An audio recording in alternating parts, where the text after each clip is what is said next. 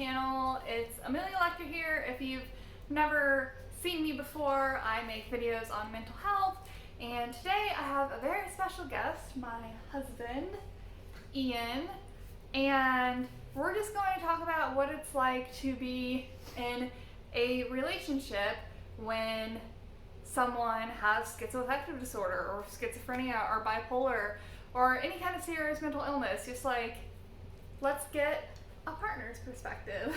So, alright, I got some questions written down, and Ian's got some answers. I haven't heard his answers, so this will all be like legit reactions. So, alright, what was your first thought when I told you my diagnosis? So before we begin, two provisos. First, please don't mock my quarantine hair. I haven't had a haircut in like God knows how long. And second, there are two little tiny kittens roaming around, so they might... Yeah, so if you hear little mews, it would be this guy or his brother. Yeah. Oh wait, here's his brother. Oh. Nope. Are you going? Oh. I'll be back. Well, yeah, So what was my first reaction upon... when I told you my diagnosis? My first reaction was probably just cautious excitement / uncertainty, because I didn't know anything about the diagnosis at the time. Mm-hmm. I was pretty unfamiliar with schizoaffective disorder, other than just a name, essentially. But we had been interacting for quite a bit prior to that on OkCupid, and I had met you in person once before, and I really liked you. Oh. So I was like, let's give this a shot, and I will figure out what this means going forward. Yeah, so like not an automatic deal breaker. No, definitely not, you know. So, and then to kind of like follow up, how do you feel about the timing of me revealing my diagnosis? Should it have been revealed early in dating, like 4 weeks or less, or what if you took the news differently if I had waited several months? I would have taken it a lot differently if you had waited quite a while. I think you picked the perfect time to reveal it. So like I said, we had gotten to know each other a bit, and this was our second date. So we had already had that first initial date where it's like, let's just see if there's any chemistry here at all, and if this is actually a killer and stuff like that. Not murderer, guys. So I was like, yes, let's definitely have a second date. This is really promising. This is going to be cool. And I think that was the perfect time, because I was just invested enough, but I wasn't like way deep into it where I'd like moved in or something. Right, to yeah. find out like, oh, all these sort of like unusual behaviors that I've been encountering, you know, like I would have struggled a little more with having that kept hidden. And I think that was like early in the relationship is like like an ideal time to do that. I don't think anybody has any obligation to like wear it on their sleeve or like put that in their dating profile or anything like that, because it's pretty private information. But being upfront about it, I think, is a good policy. Yeah, I feel like kind of like medical and health conditions usually come up pretty early in dating. I mean, just if like the person's, you know, inquiring if you have any physical disabilities or illnesses, you know, so, and then just throw your mental disability in there. I would agree, yeah. Especially if you are in the market for a serious relationship. I mean, you want to like test out your partner's receptiveness to that sort of thing kind of early on, I would think. Yeah. Sorry, the kittens keep climbing on the tripod. Yep. I'm gonna hold this guy. This guy is Norton. He's got a little stub tail, if you can see. He's a cutie. All right, next question.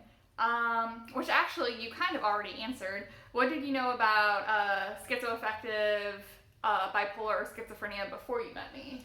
Not a whole lot, yeah. I mean, I think bipolar was the one I was probably most familiar with. Schizoaffective was like a complete black box to me. And, I mean, to be perfectly frank, and it's sort of embarrassing, but like schizophrenia to me just conjured up images of, you know, I don't know, what the media would like portray, like multiple personalities, person talking to themselves and wandering down the street, homelessness, these sorts of things. Just so, like insane, like full-blown psychosis. Yeah, right, unmedicated, total. Yeah. Yeah, so that was, I mean, I had taken one abnormal psychology class in undergraduate or high school actually. but that was about all I had to go on. Yeah, so I mean, I think it's good to educate your partner up front because even me, before I got a diagnosis of schizoaffective, I thought schizophrenia was like a way bigger deal than it is. You know, like it is a big deal, of course. Like some people have it very severe, but then it is a spectrum. So there's people who are on medication, like myself, and episodes aren't as intense. They're more manageable. So. Yeah. All right, next question. What has pleasantly surprised you most about being with me given my diagnosis? I think a couple of things, but I would say I would point to one overall most important thing, which is that it really has made you like more empathetic, I think, in some ways, especially towards like other people who are non-neurotypical. Mm-hmm. You know, being somebody who is dealing with like a pretty severe mental illness diagnosis. You guys, I don't know if you ever saw the video where I talked about depression and how I've like dealt with that my whole life, but so I've been dealing with anxiety and depression issues, and that's not always been something that's been like an easy thing for other people to deal with. So I think what's pleasantly surprised me is how open and understanding and tolerant you are of my own like foibles. Yay! So, yeah. Fine, no big deal. Okay, what has been the most difficult challenge regarding just dating someone with schizoaffective? So this is a question I didn't prepare an answer to off the top of my head, or prior to us just filming this. I would say maybe just needing like more support than other people I've had dated in the past, and getting used to things that were sometimes like new to me, like needing, not wanting to, like your agoraphobia and things like that. Mm-hmm. That was an adjustment.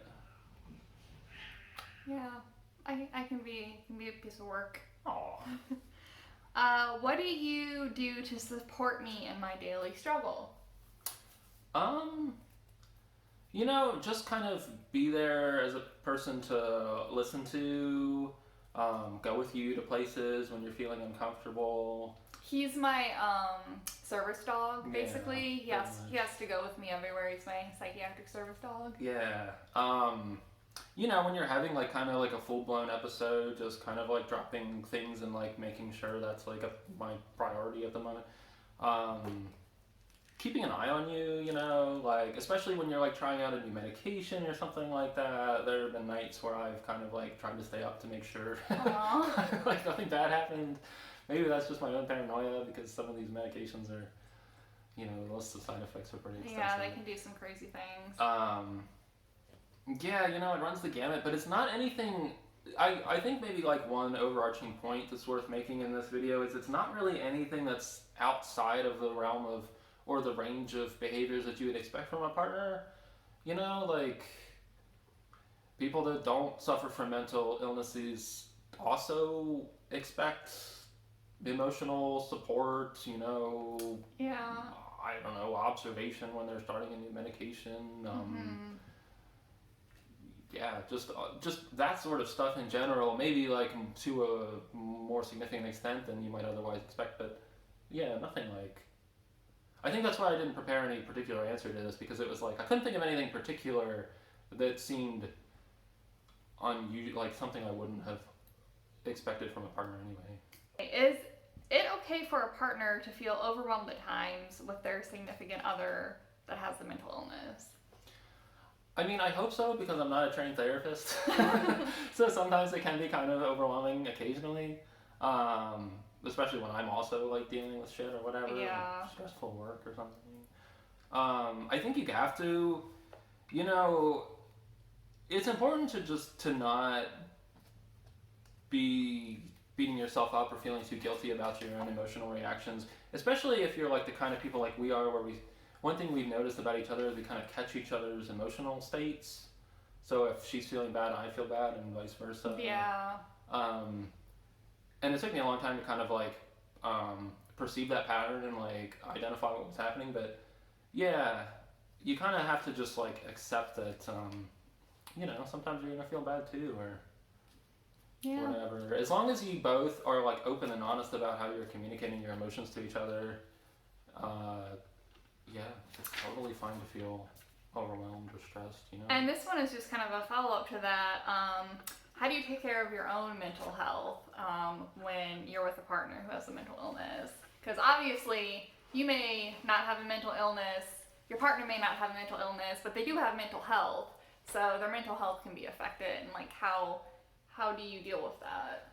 I mean, I think just being straightforward and like trying to communicate that, like when I'm feeling overwhelmed or stressed or something else is on my mind too, because you're receptive to that, and we can both kind of figure out ways to kind of, I don't know, triage the situation or something. Yeah. So, yeah, that's the number one thing. And now this one is kind of a controversial question, just kind of in general.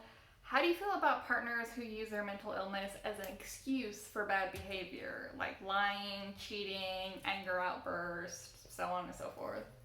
Like, I have two general reactions to this question. The one is understanding, and the other one is kind of anger.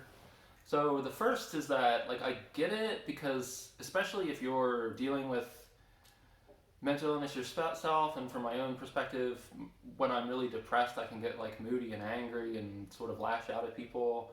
And there's a real temptation to kind of not understand that and feel guilty about that behavior and want to just chalk it all up to your mental illness and be like, that's not really me, or, like, it's just my mental illness, I'm not, this is not who I am, and there's that's understandable, and I recognize and sympathize with that reaction. But by the same token, I deplore that kind of thinking when it's taken too far, or when it's not kind of combated, because this is one way that like people with mental illness really get stigmatized, is that if you're the kind of person who just writes off all their like actual shitty behavior to, oh, that's just me being bipolar, blah blah blah, or whatever it might be, that just gives people with bipolar a really bad name. It's like, oh, people with bipolar are just like dickheads all the time. Yeah. So don't be like that. Like, own your own behavior and recognize when you're being an asshole, and don't just try to like use your diagnosis as a get out of jail free card. What would you say is a must-have personality trait to possess when accepting a partner with mental illness? I would say empathy, pretty much without question. Like, you gotta be able to like put yourself in their shoes and understand what they're feeling, or at least try your best to. I mean, there's limits to that, but yeah, I would say that's your number one essential trait for, dating anybody, but especially dating somebody with mental illness. Yeah. All right, so final question. What is your best advice to someone going into a relationship with a partner with mental illness? I would say my number one advice is keep an open mind, and also do your homework, or try to do some research. Try to do some reputable research, make sure that you're, reading the best information you can find on NAMI or yeah, right. something, Psychology Today, just something reputable. Yeah, and I would caution that too, just in case. Don't try to turn yourself into an amateur psychiatrist and think that you know more about the person's experience than they do. But I would say that in my own experience, I try to do a lot of research to understand kind of what was like, things that I might expect to see, and where that's coming from, and how to, I don't know, mitigate it or deal with it or things like that. And I think that's been beneficial. And then, like I said, just keeping an open mind and yeah, just being willing to live the journey. Oh, yes. So, yeah, I mean, bottom line, you guys, dating someone with a mental illness, I mean, it's, once the mental illness is treated, I think it's really just like any other relationship.